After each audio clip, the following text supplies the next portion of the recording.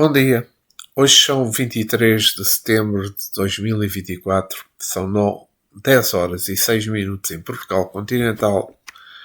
Eu sou o Carlos Silva. Estamos aqui para o estudo do episódio 71 do Livro dos Espíritos. Primeiro queria pedir desculpa porque a semana passada simplesmente estudámos o Livro dos Espíritos um dia.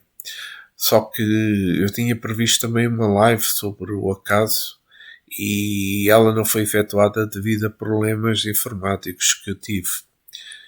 E muita também oscilação da internet que não me permitiu que fizesse nem a live, nem o estudo do Livro dos Espíritos. Mas antes de começarmos propriamente o estudo deste episódio 71, quer pedir ao nosso irmão maior, nosso Mestre Jesus, nosso guia espiritual, aumentou deste trabalho aos nossos guias, o meu e de todos aqueles que vão ouvir, encarnados e desencarnados, para que possamos ter o discernimento, a paz, a harmonia e o amor durante este estudo,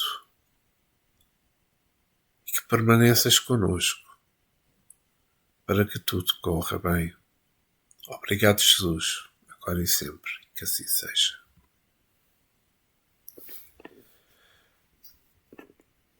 Então, vamos então iniciar este episódio 71. Estamos no capítulo 9. E estamos na última pergunta sobre o tema Poder Oculto, Talismãs e Feiticeiros. E é a pergunta 556 que vamos iniciar este episódio 71. Tem algumas pessoas verdadeiramente o poder de curar pelo simples contacto? Pergunta Allan Kardec. E a resposta dos espíritos superiores é a seguinte: a força magnética pode chegar até aí, quando secundada pela pureza dos sentimentos e por um ardente desejo de fazer o bem, porque então os bons espíritos lhe vêm em auxílio. Como, porém, desconfiado da maneira pela qual contam as coisas pessoas muito crédulas e entusiasmadas, sempre dispostas a considerar maravilhoso o que há de mais simples e de mais natural. Importa desconfiar também das narrativas interesseiras, que costumam fazer os que exploram o seu proveito a credulidade alheia. Aqui estamos a falar sobre o toque da cura. O toque da cura. Podemos acreditar que existem pessoas magnéticas. É que elas tocam as pessoas doentes e por vezes as curam. Mas é bom analisarmos a vida dessas pessoas para não divulgarmos o que for contrário à caridade. Mas para observar quais são, pela vida que levam, as suas companhias espirituais. Toda esta operação curativa envolve a presença de espíritos desencarnados capazes de compreender a ciência divina que parte do amor de Deus para com as criaturas humanas e espirituais. Se há doenças na Terra, elas igualmente existem no plano espiritual. A desencarnação não é um passe mágica. Se o espírito deixa suas vestes carnais e não modificou os seus sentimentos, continuando a levar o que possui do seu coração. A meta de Jesus, pela qual deixou a terra, foi para curar as deficiências da alma, educando-as de modo que Deus ensinou. Não devemos ser endurecidos no aprendizado. Aproveitemos o tempo na educação e na instrução espiritual, que já se está espalhando muito por este mundo. O muito é neste sentido que eu quero dizer é pouco, porque devia ser muito mais. Se alguns espíritos têm o dom de curar, alguns homens, digamos assim, que aproveitam essa faculdade curando os doentes, mas que não deixem de instruí-los, que é muito importante. É que trabalhem, mas trabalhem com a palavra também. É como este nos deixou como herança divina ao Evangelho, para nos mostrar as diretrizes que devemos tomar, mesmo vivendo na carne. porque os primeiros passos para cima são dados da terra, que ora nos serve de berço, e onde acordamos para a luz. Todo aquele encarnado que tem o dom de curar e que já conhece a força da verdade como sendo amor e caridade, cresce na direção de Cristo, despertando-lhe o seu coração, que deve pulsar no ritmo do universo.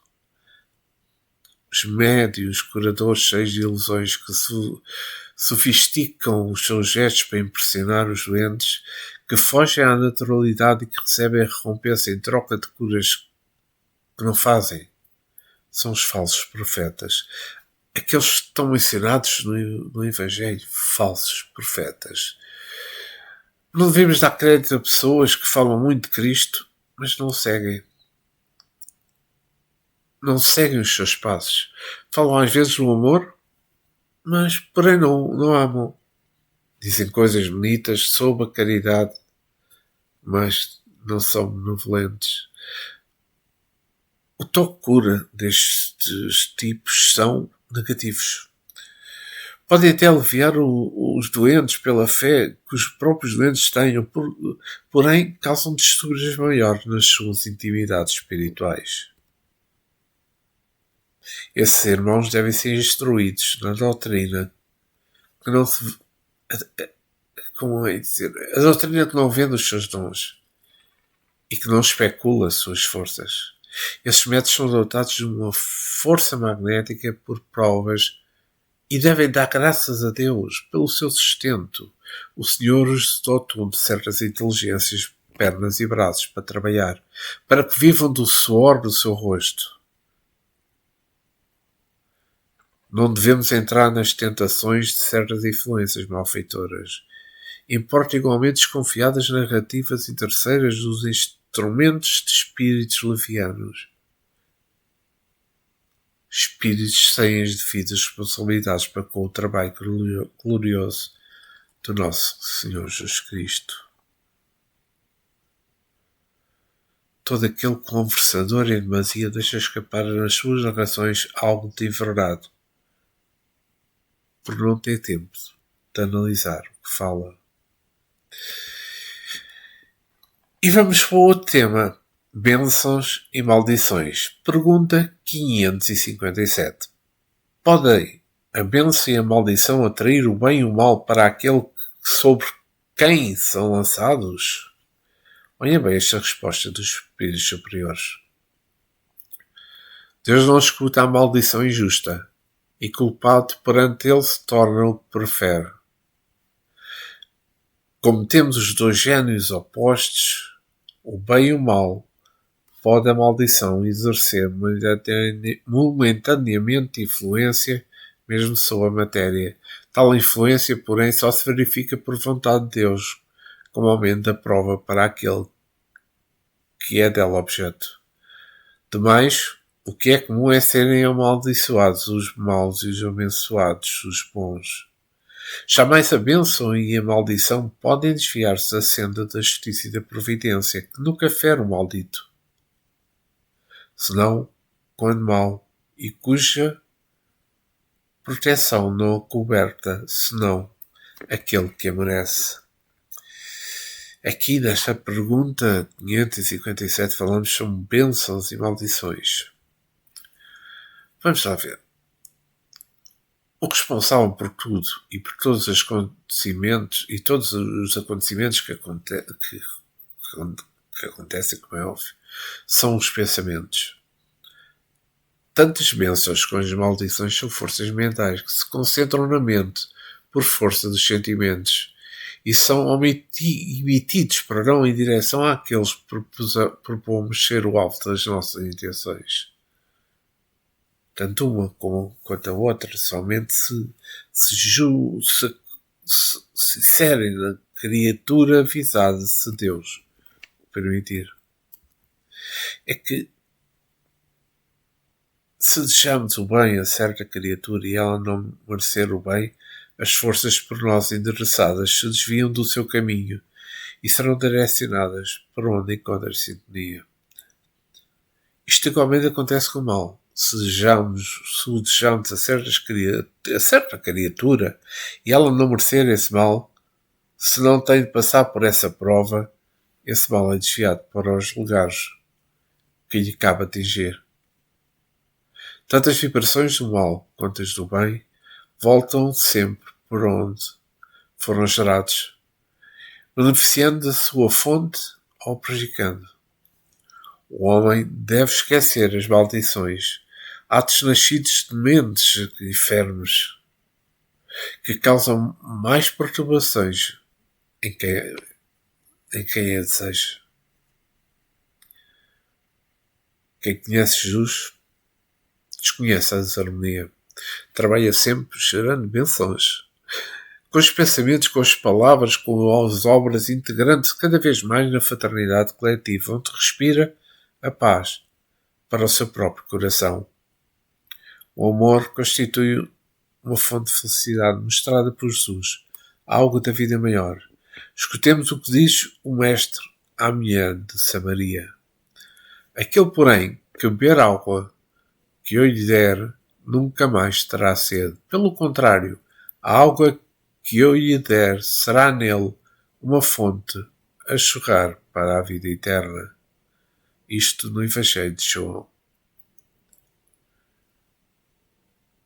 Eis nestas palavras, Jesus, a força das bênçãos de Jesus para as criaturas. O Mestre não perdeu tempo nem para pensar no mal, pois só fazia o bem.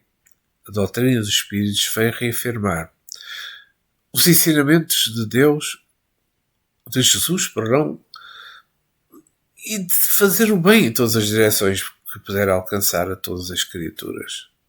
Se algumas delas não merecem esse bem, ele não se perde, procurando logo pessoas que estão nas condições de recebê-lo, confortando o seu coração. Devemos saber o que se chama de bênção e maldição. É que as bênçãos, para nós, é todo o bem que podemos fazer em benefício daqueles que sofrem, e as maldições são os nossos atos injustos. Onde quer que possamos estar, responderemos pelos nossos feitos, quer seja na carne, quer seja no plano espiritual. Esta é a lei da justiça que se irradia em todo o universo. Outros sim, o bem que praticamos será o nosso escudo em todas as nossas lutas. Levantemos o nosso leito abençoando a vida pela oração, e que essa bênção irá nos confortar os caminhos. É importante que nós certificarmos de que os maus são sempre amaldiçoados por si mesmos, enquanto os bons são abençoados pela vida do bem. O espírita deve cada vez mais confiar em Deus e na sua justiça, entregando-se ao serviço da caridade, que salva a todos os seus praticantes quando o amor serve veículo para a ação benfeitora. E vamos para a pergunta 558. Alguma outra coisa incumbe alguma outra coisa incumbe aos espíritos fazer o que não seja melhorar-se pessoalmente? E a resposta é a seguinte: concorrem para a harmonia do universo, executando as vontades de Deus, cujos ministros eles são. A vida espírita é uma ocupação contínua, mas que nada tem de penosa, como a vida na Terra, porque não há fadiga corporal, nem as angústias das necessidades. Ora bem, aqui falamos de ministros de Deus. Poderia dizer isto. É que é vibrante em toda a extensão do universo. É a resposta à pergunta focalizada, que tem como profundidade a sua profundidade. Temos a alegria de transcrever novamente e vou lê-la para maior elucidação. Concorrem para a harmonia do universo, executando as vontades de Deus, cujos ministros eles são. A vida espírita é uma ocupação contínua, mas que nada tem de penosa, como a vida na Terra, porque não há fadiga corporal nem as angústias das necessidades. E que esta parte da resposta dos espíritos superiores é que ele refere que os ministros de Deus são os espíritos puros, sem vínculo qualquer à ignorância humana. Portanto, eles sabem o que fazem e o Senhor dispensa confiança a todos os seus cooperantes em exercício do universo. A ação dos espíritos superiores é intensa, mas sem a fadiga que a gente conhece aqui na Terra. Não entra nas suas cogitações mentais a fadiga, por não estarem ligados a corpos materiais como nós estamos aqui na Terra. E como já disse, sujeitos às provas necessárias, aos que ainda não se libertaram das paixões inferiores. Eles não têm mais o que resgatar.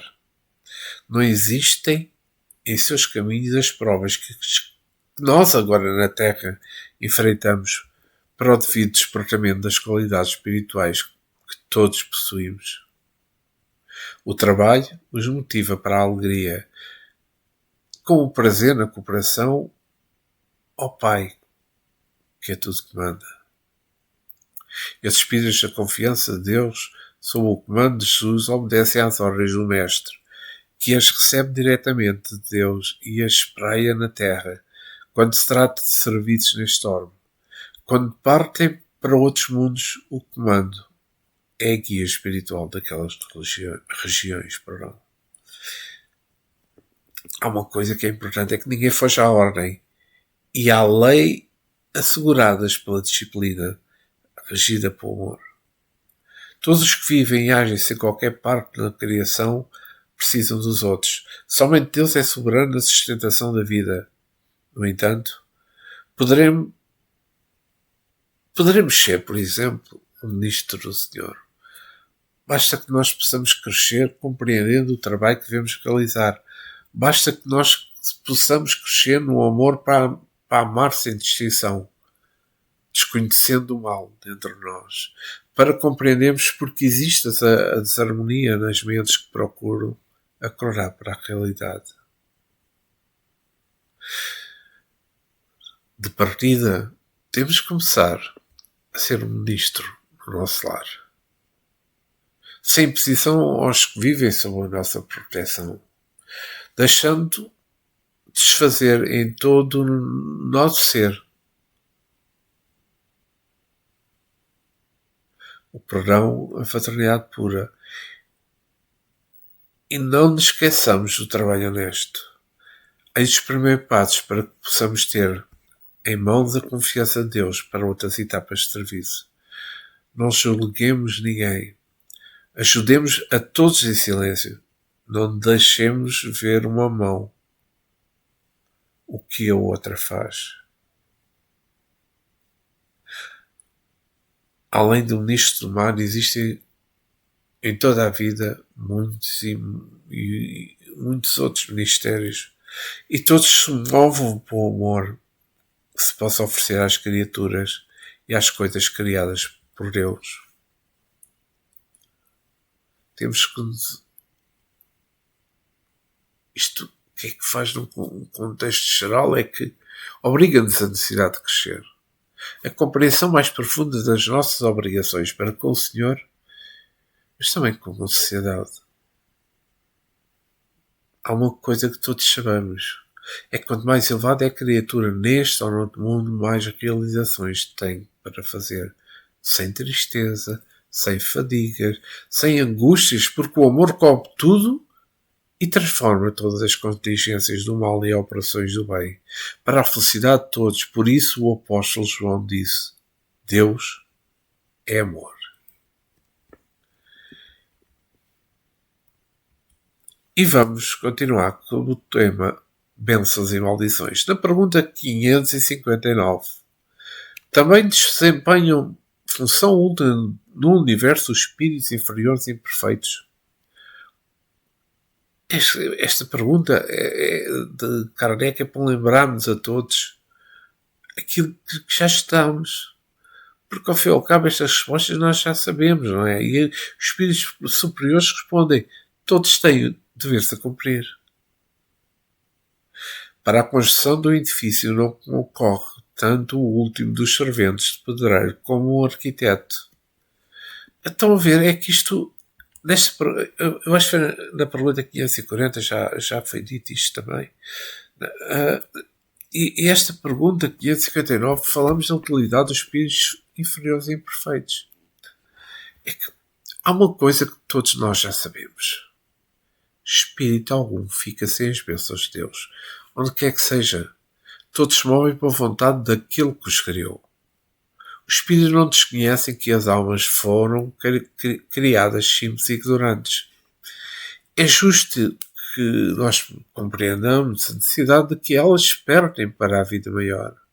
E é nessa luz de compreensão que surge a liberdade de caminho para a felicidade espiritual.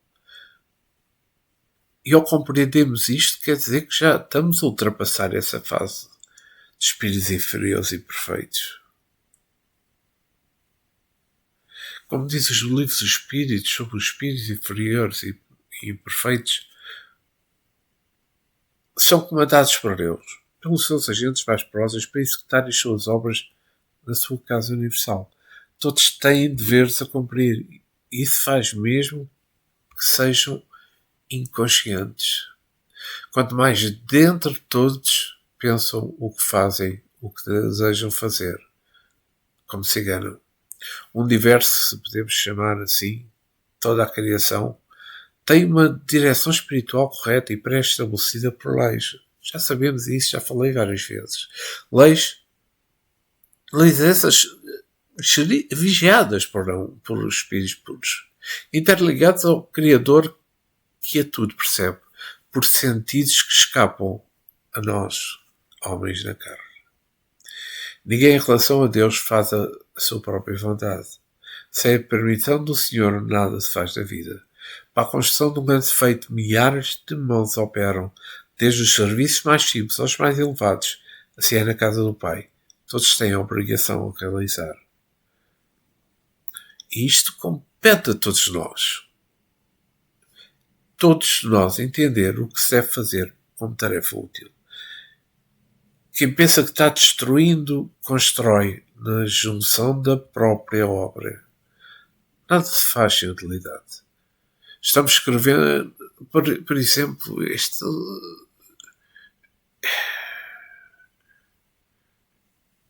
é que devemos nós mesmos achar a nossa felicidade, que não se encontra fora, mas na intimidade de cada um de nós.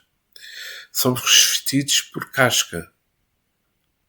Está lá ao nascer. Devemos quebrá-la para nos libertarmos. Quando somos neófitos, o Senhor nos ajuda por misericórdia para sairmos das sombras, contemplando a luz do dia. Mas quem se encontra já na luz já passou para as trevas. É nesse sentido que os anjos têm tolerância sobre os espíritos chamados imperfeitos e inferiores. O dever de todo encarnado é o mesmo. Quem tem mais luz deve servir de Cicerone aos que não sabem o caminho. A doutrina dos espíritos, ou seja, o espiritismo, constitui um chamado facho de luz, com o dever de clarear consciência e de despertar a fé esclarecida dos nossos corações.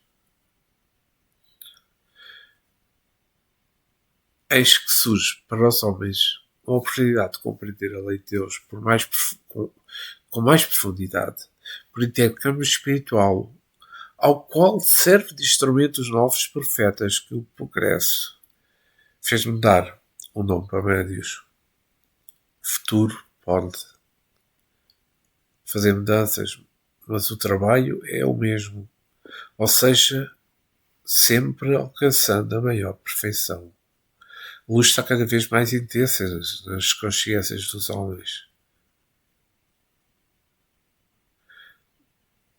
E resumindo, todos os espíritos pertencentes a qualquer escala de evolução espiritual têm os seus veros no grande edifício universal. A inatividade não existe na casa de Deus. O que pensa estar em estado inerte é por falta de olhos para ver os movimentos na intimidade de cada coisa. O movimento é vida. E quanto mais se move, mais vive. Na profundidade do assunto, acho que se pode dizer que não há inferior nem perfeito, pois o que sai das mãos perfeitas não pode levar outro timbre, a não ser o da perfeição. O que ocorre com os espíritos é que nascem para a vida simples, ignorantes, e graças a Deus que isso acontece, mas com todos os recursos dentro de si para o devido crescimento. A sabedoria do Cristo foi o que nos fez desta maneira. Deus, céu e a felicidade se encontram junto de nós.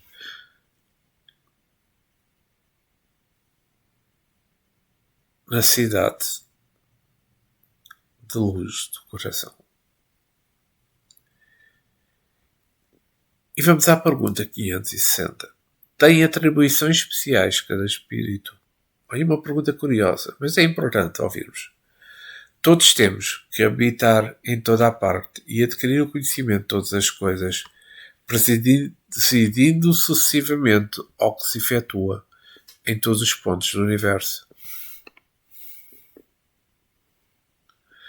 Mas como diz o Eclesiastes, há tempo para tudo. Assim, tal espírito cumpre hoje neste mundo o seu destino, tal outro cumprirá ou já cumpriu o seu, em época diferente e diversa, na terra, na água, no ar. Aqui falamos esta pergunta baseada. A pergunta do Kardec é bastante pertinente e a resposta é importante porque falamos de atribuições especiais, não é?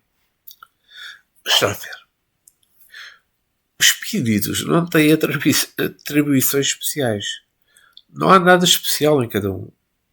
Deus é amor e justiça. No mais profundo do termo, todos temos de passar por todos os caminhos para tirar daí as lições, porque se fomos feitos simples e ignorantes, as lições se encontram espalhadas por toda a criação e o nosso ver é que elas, com os nossos esforços, passo a passo. A grande diversidade de entendimento dos espíritos é para nos mostrar que uns já adquiriram certas experiências e outros ainda vão em busca das mesmas. Os direitos são iguais na pauta do tempo e, ainda mais, existe a troca de valores de alma para alma. Os espíritos voltam à Terra para receber um corpo quantas vezes for necessário, em lugares diversos e com os companheiros diversificados para aprender a amar a todos, enriquecendo o aprendizado. A obra de Deus é grande. Os departamentos de trabalho são inúmeros e temos de passar por todos eles. O Livro dos Espíritos, nesta resposta, dá um pequeno exemplo por onde passam as almas em busca de aprender mais, na terra, na água, no ar, etc. E acrescentamos no fogo, nas árvores, nas serras, nos animais inferiores. Enfim, a escala é imensurável para que possamos despertar as qualidades que existem dentro de cada ser espiritual. Mesmo depois de passar por várias encarnações como um ser humano, a escala continua, é infinita. Ainda há muitos segredos na vida que poderão vir à luz com o nosso amadurecimento espiritual. Não existe nada especial para uns, que não seja para todos. Deus é bondade, justiça e amor. E nos nivela a todos por igual. As diferenças, se queremos constatar, somente existem no grau de despertamento espiritual. As escolas da Terra são fontes de conhecimento, tanto quanto a lavoura da Terra, requerendo dos alunos e professores certos esforços, e às vezes sacrifícios, dores, até infortúnio, para valorizar o aprendizado. A vida é uma diversidade maior, cujo diretor é Deus. E os espíritos puros e professores que recebem as aulas das mãos do diretor para administrarem todos os alunos. Isto tudo que falei, existe esforços, sacrifício e dores para o grande empenho de crescer e despertar para a luz da vida. O sentido é o mesmo. Saímos da universidade da Terra para entrarmos em outra, depois do túmulo. Estamos sempre aprendendo, seja aqui, como se costuma dizer, seja lá. O progresso nos pede sempre mudar de lugar. Para fartar o celeiro que conduzimos na consciência, são valores eternos que colhemos para a eternidade. A vida é bela e cheia de alegria e nos mostra que existe a felicidade. Se ainda não temos qualquer dúvida, consultemos o coração de Deus e de Jesus pela força da oração. Cada espírito é um mundo onde vibram todas as forças de Deus, pela igualdade do seu coração maior e nos sustenta pelo amor. Se porventura existem atribuições especiais, essas atribuições especiais são para todos. Não existe exceção. Um câmbio imensurável da vida em Deus e para Deus. Se queremos conhecer Deus mais perto da Terra, primeiro procuremos amar a Jesus. E vamos à pergunta 561. São permanentes para cada um e estão nas atribuições exclusivas de certas classes as funções de que os espíritos desempenham na ordem das coisas? E a resposta é a seguinte: todos têm que percorrer os diferentes graus da escala para se aperfeiçoarem. Deus é justo. Não poderia ter dado a uns a ciência sem trabalho, destinando outros a só adquirirem com esforço. Allan Kardec faz um pequeno comentário. É o que sucede entre os homens, onde ninguém chega ao supremo grau de perfeição numa arte qualquer, sem que tenha adquirido os conhecimentos necessários, praticando os rudimentos dessa arte. Aqui estamos a falar na pergunta 561 da ordem das coisas. O espírito superior, respondendo à pergunta aqui focalizada, e assim discorre com muita propriedade. Todos têm que percorrer os diferentes graus da escala para se aperfeiçoarem. Deus é justo, não poderia ter dado a uns a ciência sem trabalho, destinando outros só a adquirirem com esforço. E, portanto, eu achei importante repetir esta parte desta resposta, porque na ordem das coisas existem leis que são justas e amorosas, cheias de misericórdia, mas esplendentes de energia.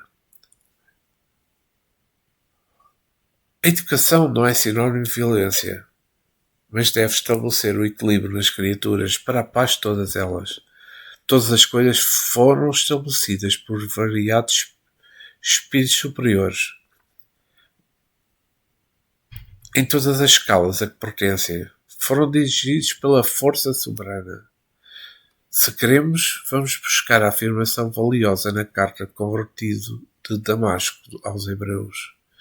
Pois toda a casa é estabelecida por alguém, mas aquele que estabeleceu todas as coisas é Deus. Então vamos lá ver nesta parte, uma pequena parte da carta do convertido de Damasco aos Hebreus, é que se é Deus, vamos lá ver, se é Deus que estabelece a ordem de todas as coisas, elas vibram na justiça e, sendo justiça, óbvio que é amor. Como podem uns espíritos passarem por determinadas dificuldades para evoluir e outros não? Pergunto eu. Pela resposta dos espíritos ao Kardec, nota-se que não há privilégio na criação de Deus. Todos passam por caminhos iguais, e se alguns mostram-se felizes naquilo que para os outros é sofrimento, a diferença está no tamanho da evolução, na quantidade maior do despertamento espiritual. Isto é ficar bem claro, para que não possamos interpretar que Deus ama mais uns que outros. facto que não existe no coração daquele que é a luz da verdade, da vida e da verdade. Não ia ser nada incorreto. Se nós queremos aprender a ter conhecimento em uma ciência, a lei nos diz que devemos passar primeiro por os rudimentos dessa ciência, aprendendo sucessivamente. Todo o aprendizado é gradativo.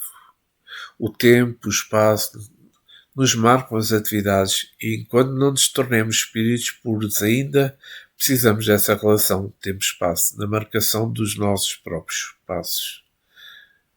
Na ordem das coisas, vamos em primeiro lugar colocar ordem em nós mesmos, que é o mesmo amor que se disfarça para nos ensinar os segredos da harmonia.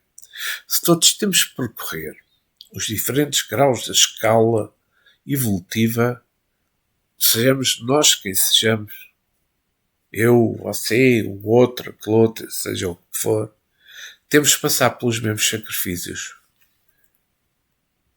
pelos mesmos esforços, pelas mesmas dores e agressões do ambiente, mesmo que sejam diversificados na estrutura, mas com o mesmo peso de qualidade. Temos liberdade, de certa maneira, de escolha conforme o nosso despertamento espiritual. Contudo, diante de Deus não temos liberdade, somos os seus servos e devemos dar graças a Ele pela nossa marcha. Somente o Criador possui a liberdade total. Nós, sem escolha, agimos na relatividade que nos propõe as condições de sermos filhos. É que pedimos a Jesus que nos abençoe pelos seus discípulos mais chegados, pelo seu magnânimo coração, de forma a nos dar vida, trabalhando na sua seara. Que possamos continuar nos servindo das letras para ajudar o sol a nascer nos nossos corações, de maneira a despertar as consciências para o tesouro que existe oculto no centro da alma. Paz e amor para todos.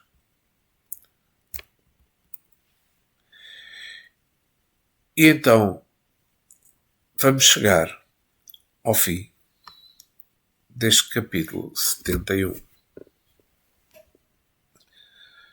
Dentro de um par de dias voltarei para o episódio 72. Mas antes quero agradecer ao nosso Mestre Jesus pelo discernimento que permitiu que existisse entre todos, pela harmonia, pela paz, pelo amor. Quero agradecer também ao mentor deste trabalho, aos nossos guias espirituais e a todos aqueles que assistiram a este episódio 71. Que a paz de Cristo, que o amor de Cristo esteja sempre convosco, agora e sempre, e que assim seja. Até breve, voltarei dentro de um par de dias. Obrigado.